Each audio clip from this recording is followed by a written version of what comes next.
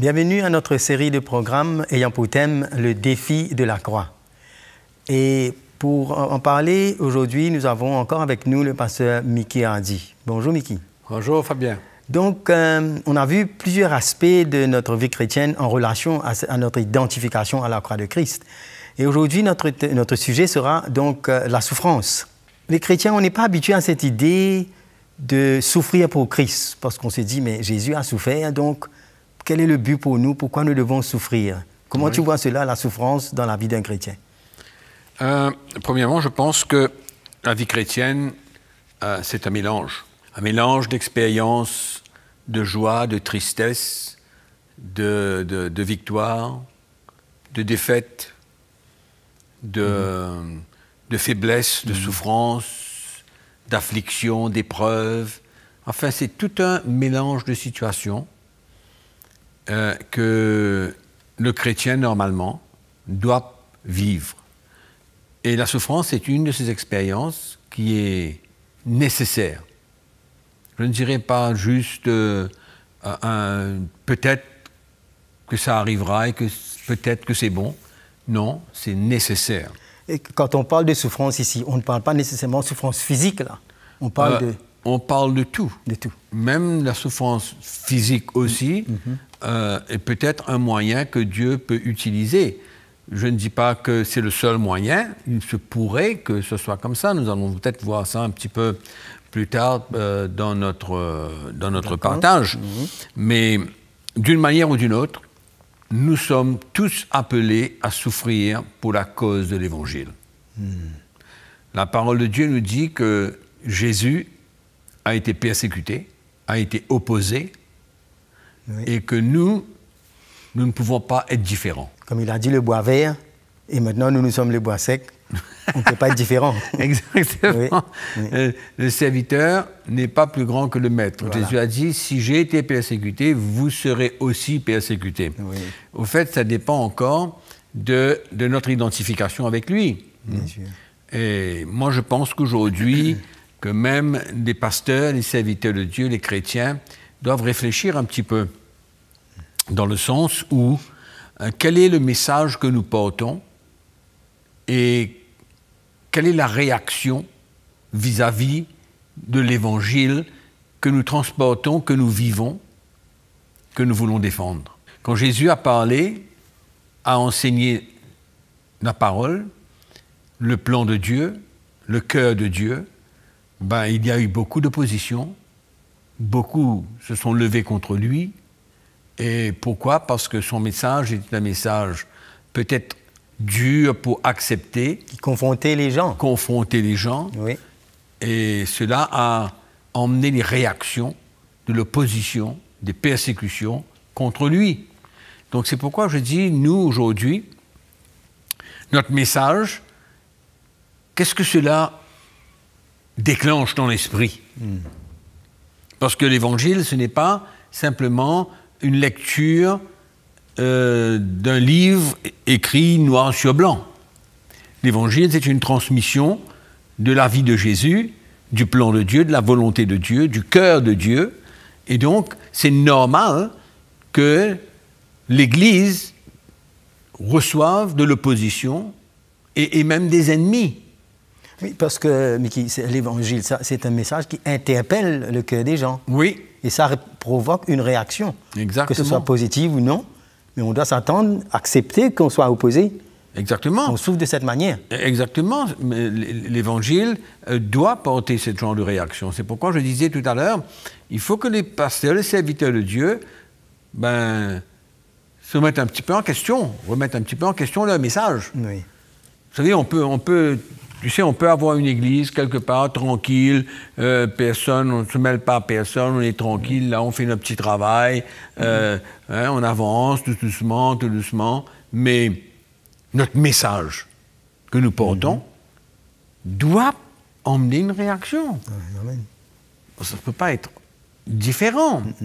Donc, je crois qu'aujourd'hui, souffrir pour l'Évangile est une chose normale. À cause de ce message que nous vivons et que nous transportons. Exactement. L'Évangile prêché par les premiers apôtres a aussi déclenché beaucoup de persécutions.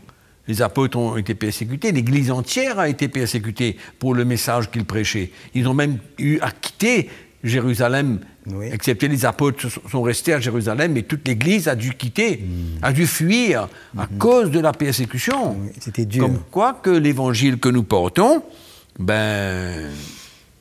doit emmener une opposition et une persécution, non seulement du dehors, mais même à l'intérieur de l'Église, parce que ce n'est pas tout le monde qui veut accepter le vrai message de Jésus-Christ. Ce n'est pas tout le monde qui veut s'identifier avec Christ dans ses souffrances, dans sa mort. Oui. On veut tous la vie, on veut tous les bénédictions, on veut tous la puissance de Dieu, on veut tous l'onction, on veut tous toutes ces choses-là, hein, mais on ne veut pas s'identifier aux souffrances et à la mort de Christ. Pourtant, si nous lisons dans Philippiens chapitre 1er, qu'est-ce que nous voyons? Philippiens 1, verset 29.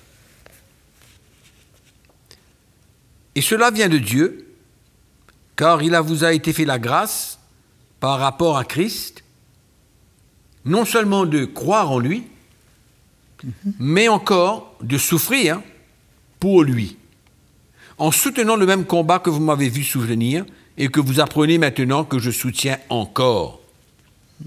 Donc il est clair ici. Paul s'adresse aux Philippiens et leur dit, il vous avait été fait la grâce non seulement de croire en Jésus, mais de souffrir pour lui. Donc il y a une souffrance dans la vie du chrétien qu'il doit pouvoir accepter et ne pas croire que c'est quelque chose d'extraordinaire ou pas pour lui, que ce n'est pas nécessaire. Mais c'est nécessaire. Voilà. Parce que quand on revient à la croix, qu'est-ce qu'on parle? On parle encore des souffrances, de la mort et de la résurrection de Jésus-Christ. Mais l'Église n'aime pas entendre ce message. Oui. Donc là, ça fait une suivi. La foi, le fait de croire, cela emmène un autre style de vie. Et c'est cette vie de la foi en identification à la croix de Christ qui emmène ces chrétiens à souffrir par rapport à toutes sortes d'oppositions. Et je crois que dans le monde chrétien, je crois que quand on ne voit pas cette souffrance, on pense que la vie chrétienne, tout le monde nous accepte, on n'a pas d'opposition, on est reconnu et on ne souffre pas. Et c'est un genre de vie chrétienne assez léger, ça. Oui, ça c'est superficiel. C'est superficiel parce que nous sommes appelés à accepter, allons dire, d'être traités injustement à cause de l'Évangile. Amen. Et ça, on voit ça dans la vie de Jésus, comment il était accusé faussement, et comment même les disciples, c'est comme si quelque chose qui les accompagne une fois qu'ils ont vraiment donné leur vie au Seigneur. Exactement, exactement. Quand on prêche le message de la croix de Jésus-Christ et qu'on défend ce message, c'est normal que nous soyons opposés et persécutés. Et c'est une souffrance d'être persécuté. C'est une vraie souffrance. Pas d'être persécuté pour le bien que nous faisons. Toi, si tu es persécuté pour le mal que tu fais, ça c'est autre chose. Et si tu souffres pour le mal que tu as fait, c'est une mauvaise souffrance.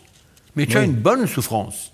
La souffrance qui vient parce que nous prêchons l'Évangile et que nous sommes injustement mal traités.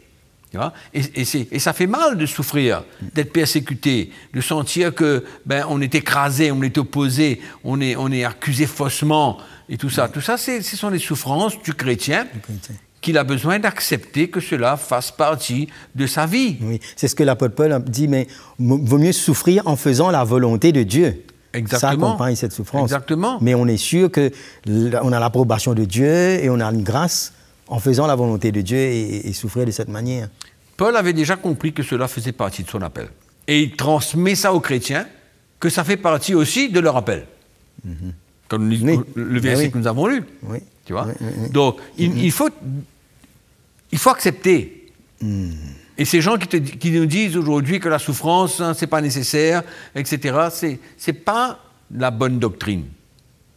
C'est pas de la bonne doctrine. La souffrance, c'est quelque chose que nous avons besoin d'expérimenter parce que nous avons tiré profit de cela. Nous tirons profit. Dieu ne nous laisse pas souffrir pour rien. Il ne permet pas que la souffrance vienne dans notre vie pour rien. Encore une fois, il faut voir le produit fini, Fabien. Il faut que les chrétiens arrivent à voir le produit fini. On ne souffre pas pour rien. Oui. On souffre pour une cause, la cause de l'Évangile, mais nous savons qu'à travers cette souffrance, le Seigneur est en train de compléter l'œuvre qu'il a commencée en nous et nous équiper et nous fortifier. Et en même temps, dans cette identification avec lui, c'est la vie que nous allons recevoir.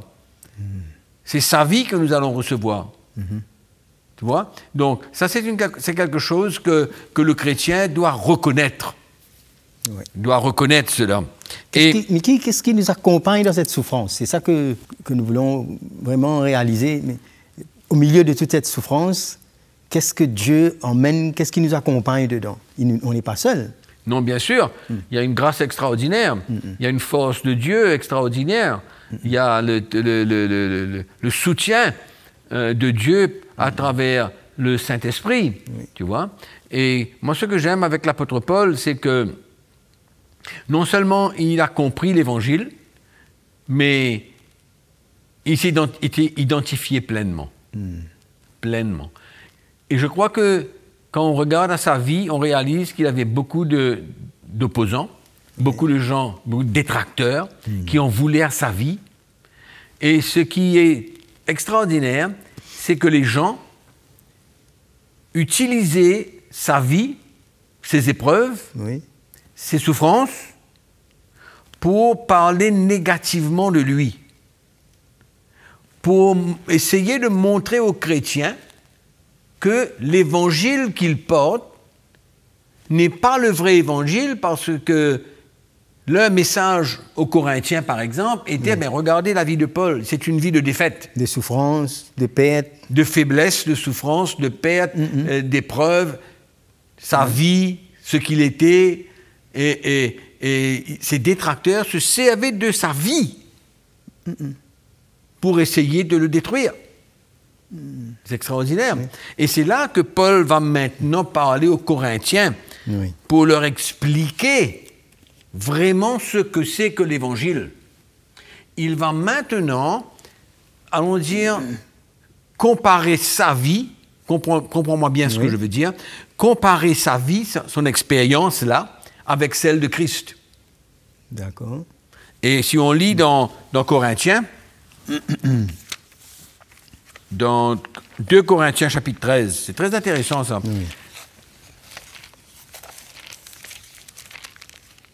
Quand j'ai lu ce texte et que j'ai compris quelle était l'attitude de Paul vis-à-vis de ses détracteurs, et la raison pour laquelle ces détracteurs en voulaient à lui, premièrement, ils étaient jaloux.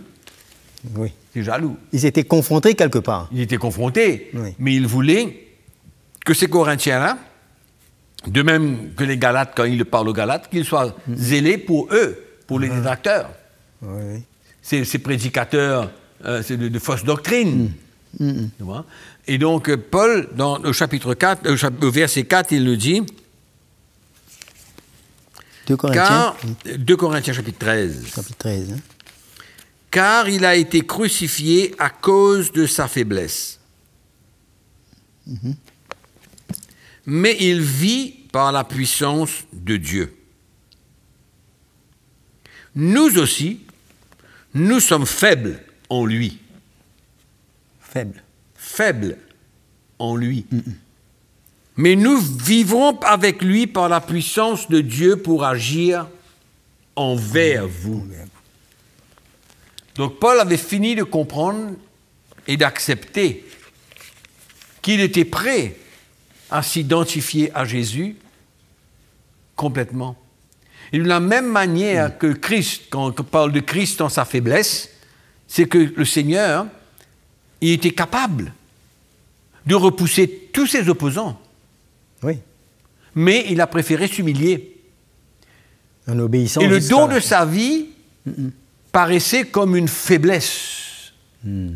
Parce que, qu'est-ce qu'ils ont dit quand il était à la croix? Si tu es le Fils de Dieu, descends. Si tu es le Fils de Dieu, descends. Monte ta puissance.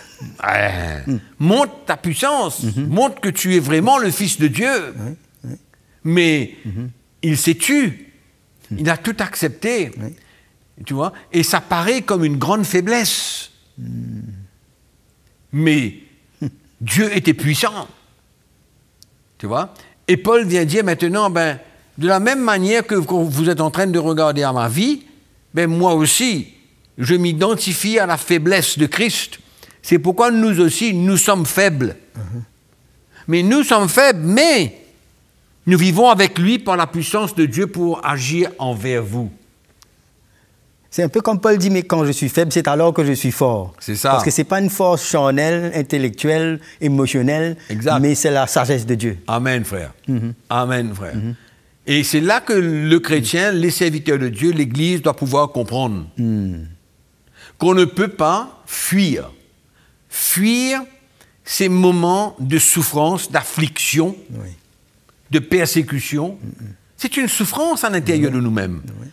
C'est une perte de sa vie quand on réalise que nous sommes des enfants de Dieu, que nous sommes morts en lui, ressuscités avec lui, hein, et que nous sommes assis à la droite du Père dans les lieux célestes avec lui, et même tout ça, On souffre. on souffre quand même. Finalement, on réalise que chacun a sa propre croix à prendre. Paul, c'était sa croix à lui, d'expérimenter tout ce qu'il a expérimenté. Mais chacun d'entre nous, si vraiment nous voulons servir le Seigneur selon son évangile, ben, nous sommes appelés à faire face aux épreuves de la vie. Et comme on disait tout à l'heure, ces épreuves, elles peuvent être morales, ces souffrances, elles peuvent être physiques, ces épreuves. Mais Dieu est à l'œuvre. Sa grâce est avec nous. C'est pas pour rien. Il y a une victoire quelque part. Dieu va finir par se manifester. Tu vois? Et même s'il ne se manifeste pas pour, allons dire, nous guérir de quelque chose, mais il nous accorde sa grâce pour pouvoir continuer et le servir. Et en même temps, ben, cette souffrance que nous portons en nous, ce brisement, c'est un brisement, ça. Ben oui. C'est un brisement de la souffrance. Oui, c'est-à-dire, Mickey, que lorsque notre vie est identifiée à Jésus, on s'identifie, Oui. il y a diverses façons qu'on peut souffrir. Oui.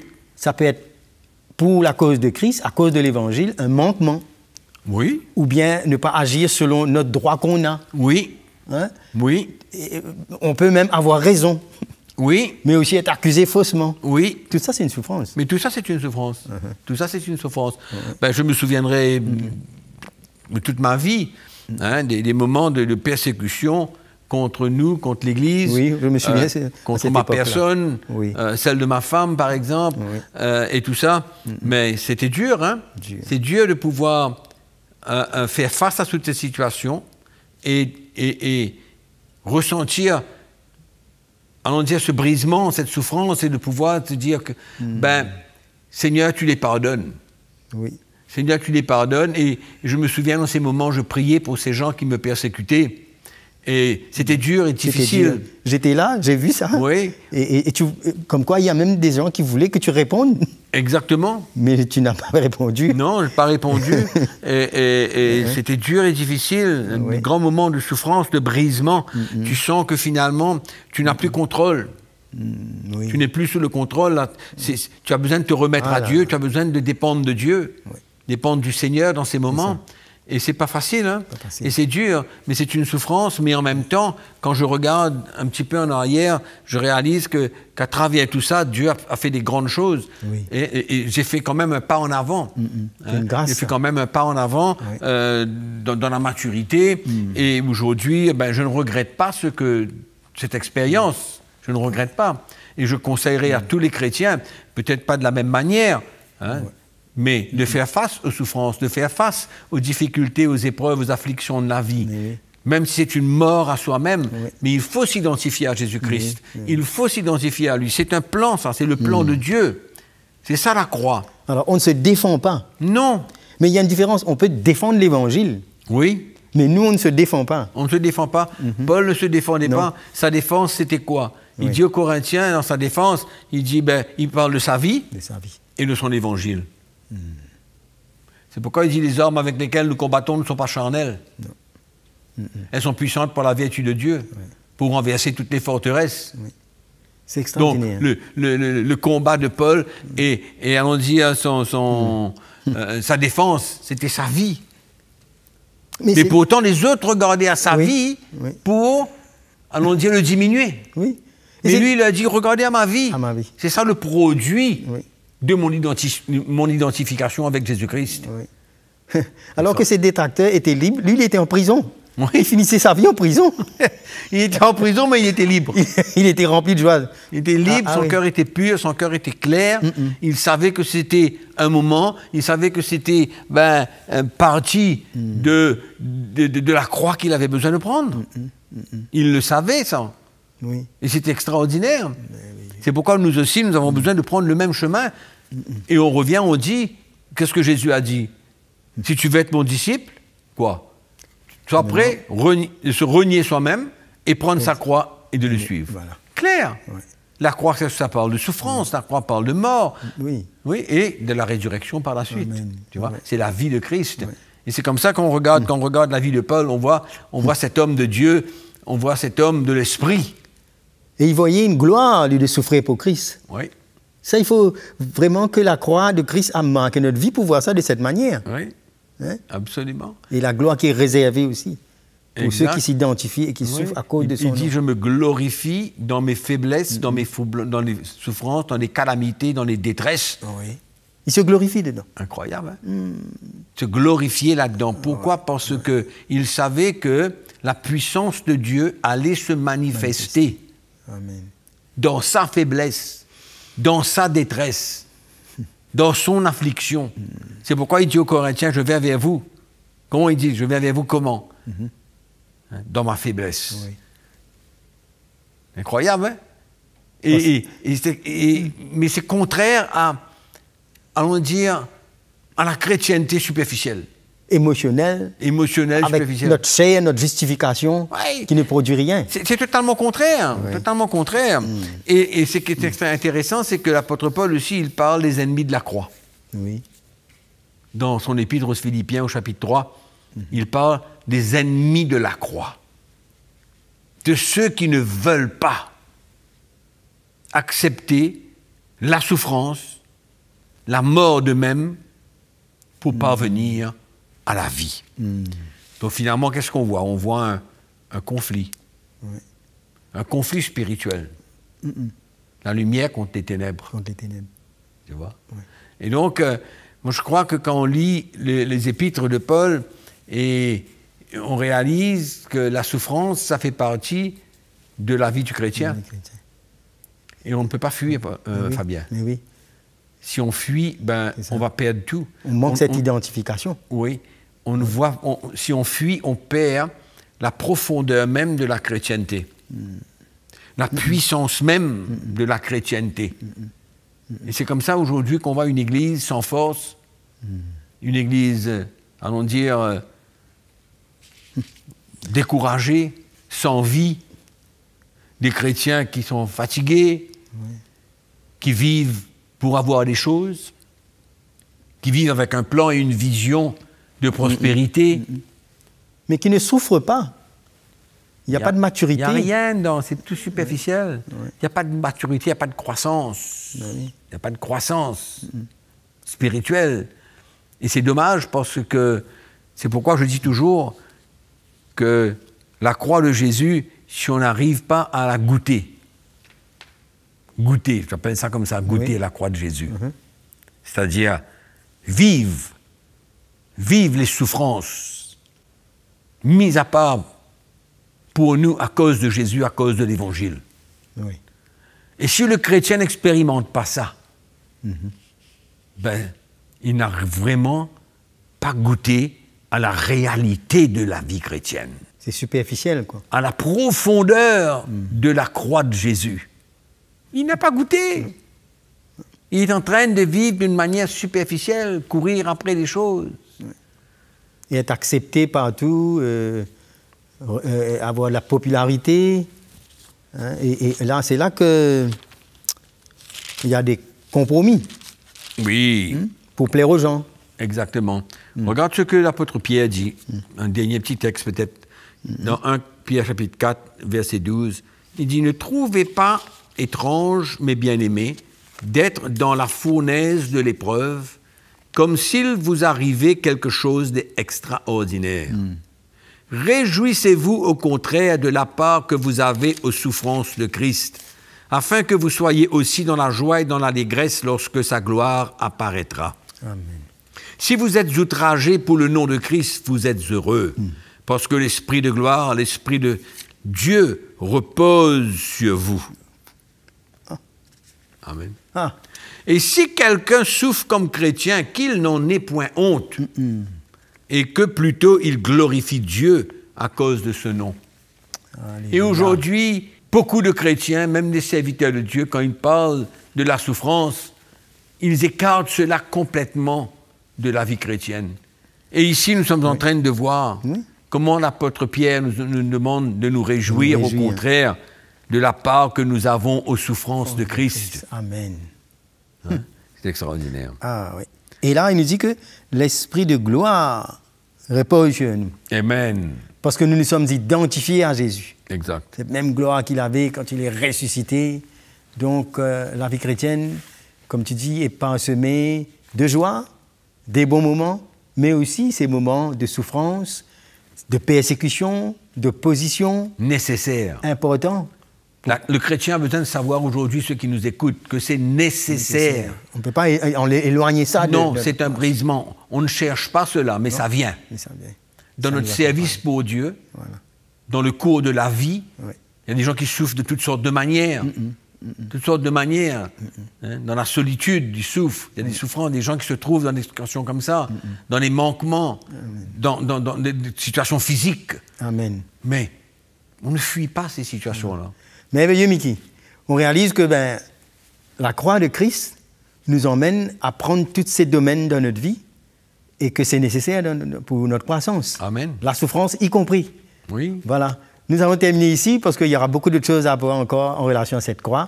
On vous remercie et on vous donne rendez-vous à bientôt pour voir encore ce thème, le défi de la croix.